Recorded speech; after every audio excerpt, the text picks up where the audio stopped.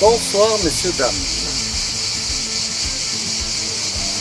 Aujourd'hui, nous allons attaquer le second cours d'art dramatique. D'art dramatique. Alors, avant de venir, j'ai un peu réfléchi à ce que j'allais vous dire.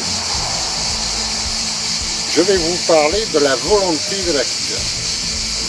C'est-à-dire, la volonté, c'est ce qui permet à l'acteur d'envisager une action. Je décide d'aller manger à table, ou bien je décide de parler, ou bien je décide tout simplement de faire cette conférence avec vous sur l'art dramatique. Alors là, c'est la volonté.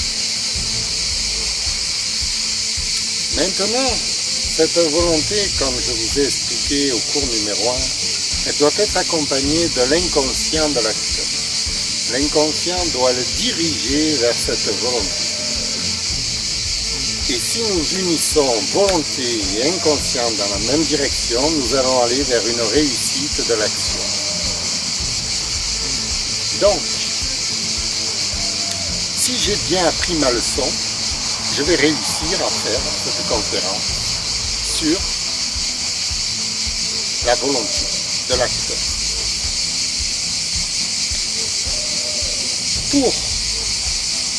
Bon, la volonté, on a bien compris ce que c'était, c'est quelque chose d'assez simple, c'est comme une stratégie, un désir, un souhait.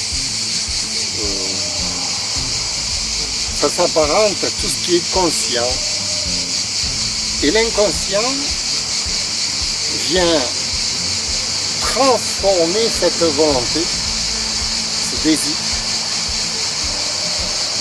dans une certaine direction. Soit il oriente à rebours et je me casse la gueule, ou bien il oriente dans la même direction. Et alors c'est une réussite totale.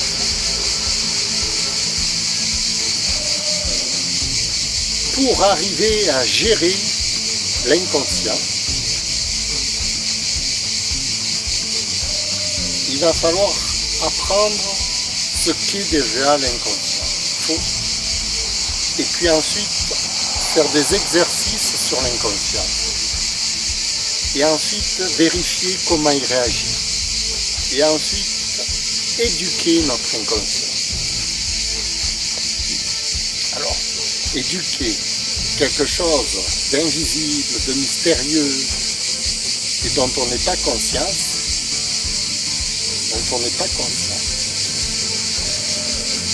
c'est assez périlleux. Mais nous allons vérifier que nos objectifs soient atteints dans la réalité concrète de la scène. Alors ici, la scène, c'est moi et vous. Moi et vous. Vous et moi. Mon objectif, c'est de vous faire comprendre, de vous faire comprendre l'importance de cet inconscient qui nous anime comme quelque chose de mystérieux, qui nous fait mouvoir sur la scène, qui nous fait bouger dans tous les sens, selon. Alors, justement, selon quoi? Parce que ce n'est plus notre volonté consciente qui nous dirige, c'est quelque chose qui est inconscient.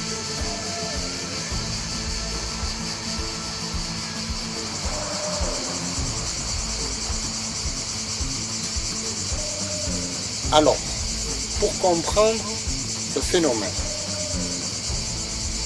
moi, dans ma vie de tous les jours, je me suis servi de deux systèmes.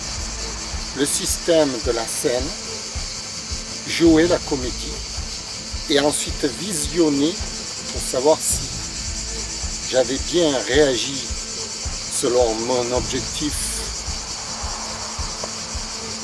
Et c'est peut-être cette démonstration que je vais employer avec vous, puisque vous pourrez tout de suite constater. Alors, on va avoir un objectif, premier objectif. Supposons que j'ai l'objectif de vous faire rire. Alors, il faut que je devienne comique et que je vous raconte une blague. C'est un objectif. Maintenant, je vais fabriquer ma blague. Je vais la monter en direct devant vous. Donc, je vais construire ma blague dans mon esprit tout d'abord. Et ensuite, l'exprimer devant vous.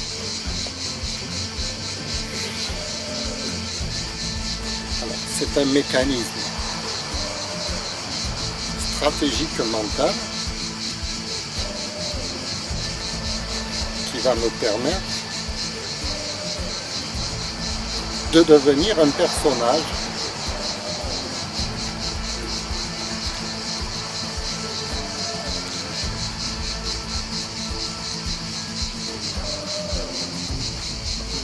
alors évidemment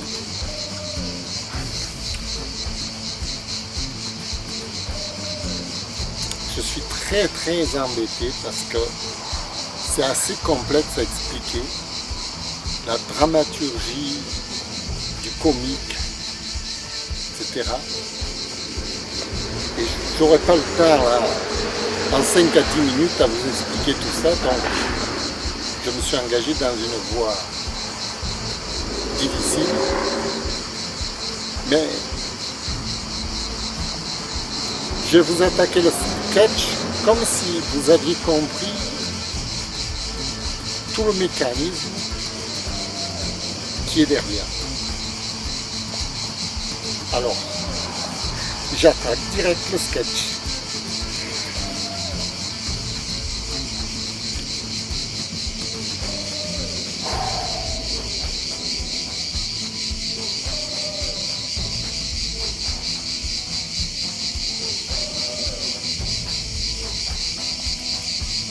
Messieurs, dames, je m'appelle Filiou.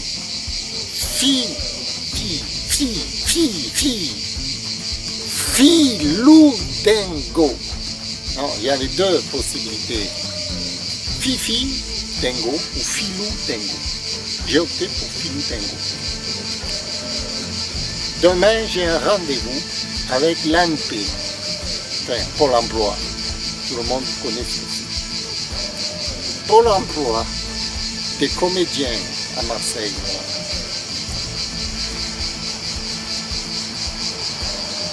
C'est à la gare Saint-Charles, à 9h15.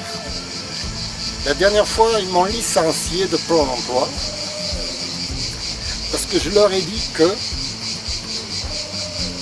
j'allais gagner ma vie dans 6 mois. Bon, ils m'ont dit, puisque vous allez gagner votre vie dans 6 mois, c'est plus la peine de faire partie de Pôle emploi maintenant. Mais je leur ai dit, d'accord, dans 6 mois je vais gagner ma vie, mais maintenant, je ne gagne pas encore ma vie, là, maintenant. Ah, mais dans 6 mois, vous allez la gagner. Donc, je ne vois pas pourquoi vous vous inscrivez au chômage tout de suite. Pourquoi vous êtes au chômage, puisque vous allez la gagner. D'accord, mais supposons que je ne la gagne pas dans 6 mois. Est-ce que je peux me réinscrire quand même au chômage? Ils me disent, bien sûr, vous pourrez vous réinscrire. Et donc je reçois une lettre, 6 mois après. Monsieur, vous n'avez pas tenu votre parole. Vous ne gagnez toujours pas d'argent à ce jour-ci. Donc, nous sommes au regret de vous dire que vous allez être suspendu de vos droits, puisque vous n'avez pas tenu votre parole. Vous deviez gagner de l'argent, vous n'avez pas gagné votre vie. Donc,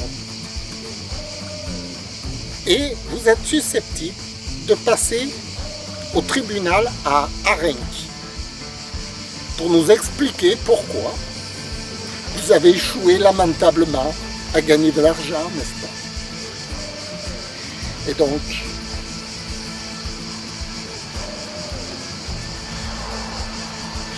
donc,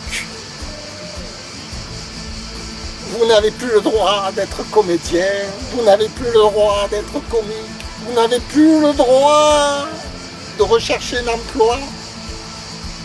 Vous n'avez pas tenu votre parole.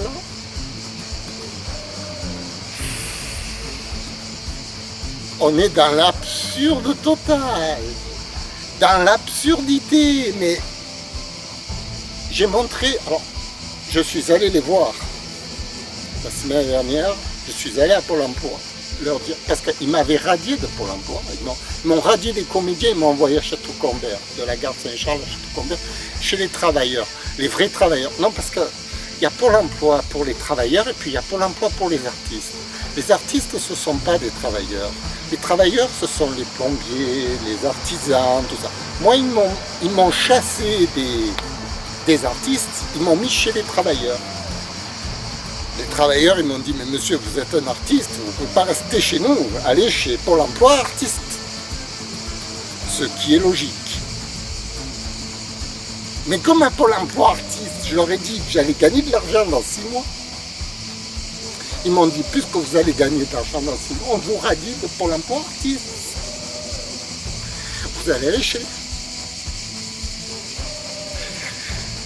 Bon, je suis allé les voir cette semaine à Pôle emploi, travailleurs, les vrais travailleurs, quoi. Les charpentiers, les plombiers, les commerciaux, enfin, la batterie, des gens sérieux. Je leur dis, voilà. Moi, je comprends pas. J'ai pas tenu ma parole.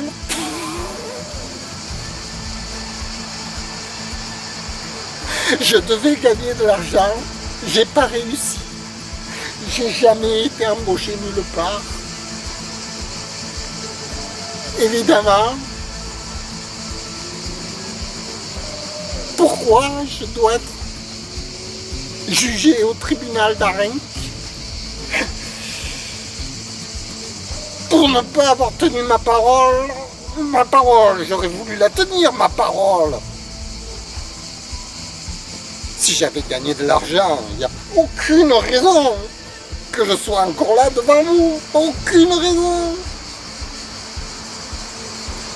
Donc ils m'ont dit, on va vous arranger tout ça. Demain matin, vous avez rendez-vous avec Pôle emploi artiste. C'est eux qui vont régler votre problème. Ouais. Ok. Ok. Il y a 6 mois, ils m'ont licencié. Ils n'ont plus voulu de moi. Ils vont me voir arriver. Ok. Ok. Moi j'y vais. Ça ne me fait rien. Je vais leur expliquer. Je vais leur expliquer. Je ne sais pas ce que je vais leur expliquer. Je ne comprends pas. D'ailleurs, ça fait 2 ans que je suis à Pôle emploi. 2 ans. Ils ne m'ont pas proposé un seul emploi. Un seul emploi d'artiste. Comédien, professeur de théâtre, musicien, des choses simples pour un artiste. Pas un emploi. Alors, j'ai rouspété. J'ai déjà rouspété après eux. Oui, d'ailleurs pour ça que je leur ai dit, puisque vous ne me proposez rien, je vais trouver de l'emploi moi-même, par moi-même. C'est là que je vais gagner de l'argent, tout seul. Bon, évidemment, j'ai échoué. Maintenant, je reviens. Et vous savez ce qu'ils m'ont répondu? Ils m'ont dit, les emplois sérieux, pour les artistes sérieux, c'est pas pour vous. Vous n'avez jamais été un artiste sérieux. Vous n'avez jamais gagné de l'argent en tant qu'artiste. Donc, vous êtes un artiste indésirable chez les artistes.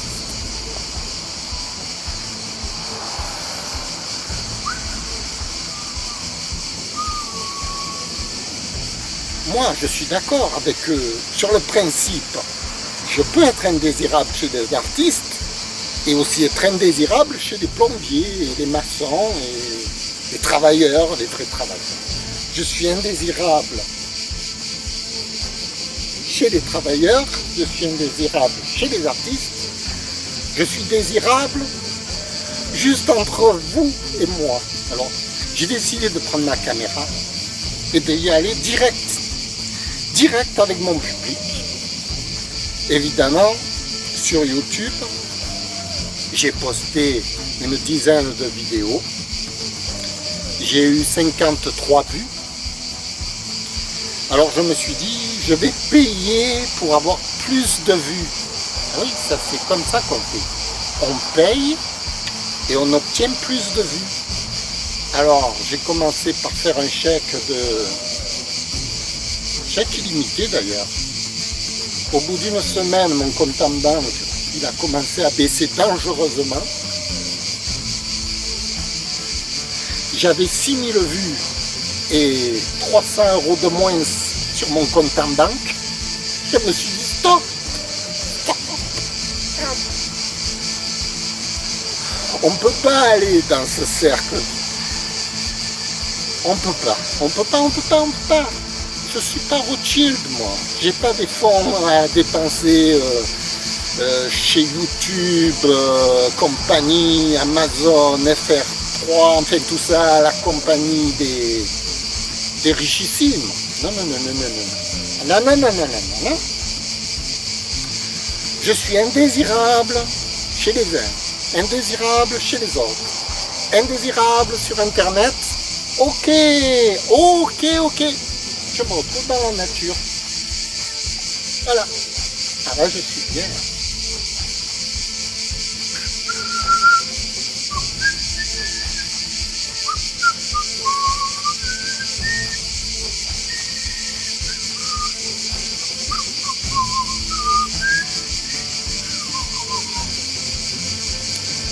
Alors, quand même, vous allez me dire, monsieur, vous n'êtes pas sérieux.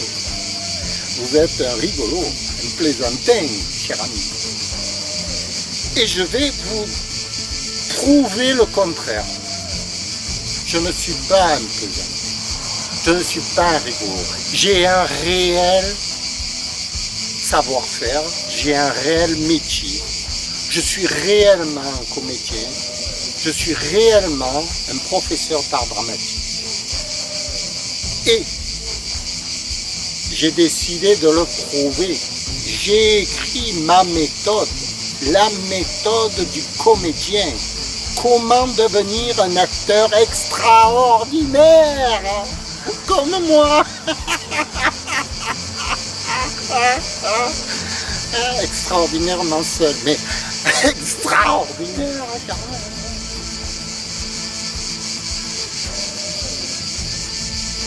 J'ai écrit mon livre.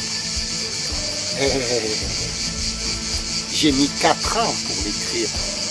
20 ans d'expérience résumée dans un petit manuel de 80 feuilles. Rien du tout. 2 ans. 20 ans de travail résumé en 10 étapes. Très court. Oh, j'avais pas besoin de marquer beaucoup de choses.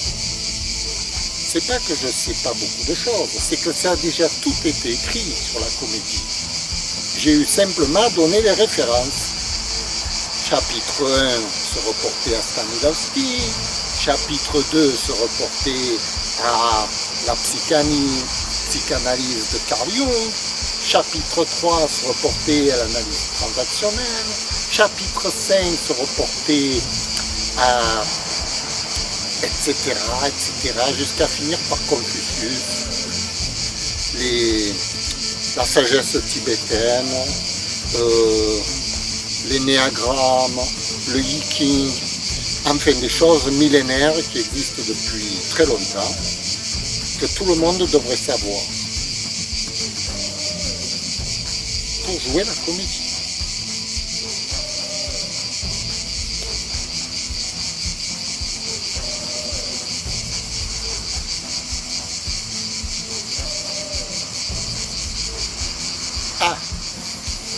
Une chose très importante quand même, c'est que quand on joue la comédie, on interprète un personnage. Donc, Moi, je peux être un imbécile, mais le personnage que je joue, lui, il existe vraiment. Lui, il obéit à des codes, vous comprenez? Moi, je peux être un imbécile, oui, je l'avoue. Mais le personnage que je joue, il existe. Il existe. Il a été écrit. Bon, moi je me suis référé à Anton Tchekhov. C'était pas mal. Parce que j'ai découvert un monologue sur les méfaits du tabac. C'est l'histoire d'un homme qui a raté sa vie, qui se retrouve seul dans un champ, comme un arbre, comme un épouvantail à moineau, toute la nuit, qui regarde la lune, silencieuse et claire, pour oublier, oh comme il aimerait ne plus se souvenir de rien, et arracher de cette épaule, de ses épaules, cet habit tout usé dans lequel il s'est marié, voilà plus de 33 ans. Et dire que c'est encore là-dedans qui fait des conférences dans un livre de bienfaisance. Mais il ne demande rien.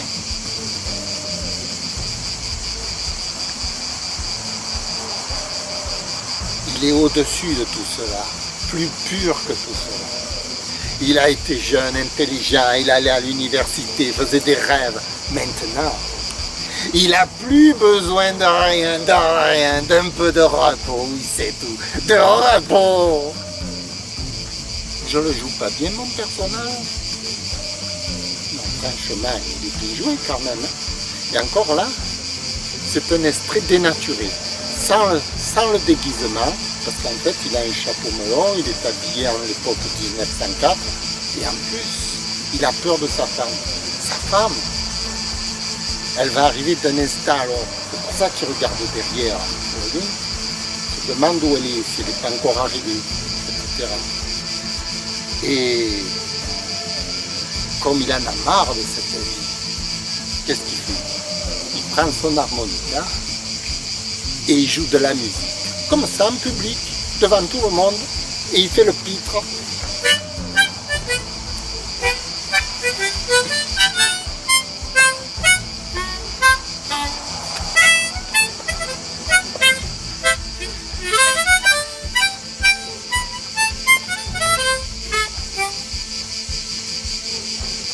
Il regarde un peu si sa femme n'est pas là. Et il continue.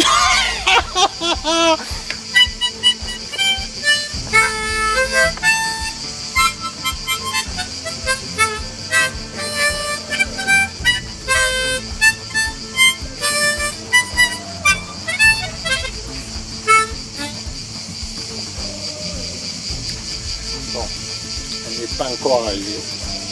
Je peux parler librement. Ah, si vous saviez. Bon, ça c'est le personnage, vous comprenez? Le personnage, il obéit à une éthique, à une logique, etc. Donc, moi, évidemment, je peux être, comme ils disent, un faux artiste, un charlatan, pourquoi pas. Mais sur scène, je joue la comédie, moi. Ha ha ha.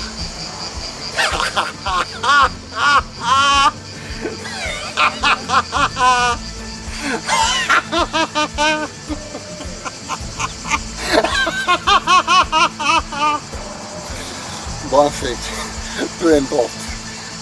Sur scène ou devant la caméra, hein, vous le constatez quand même. Hein. Je suis pas un imbécile.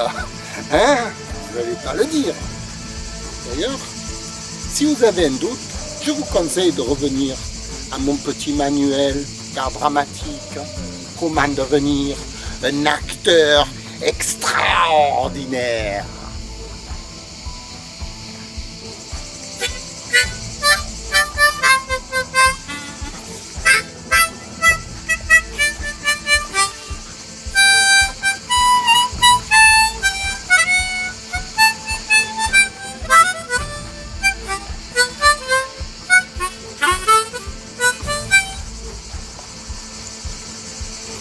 Merci et à la prochaine.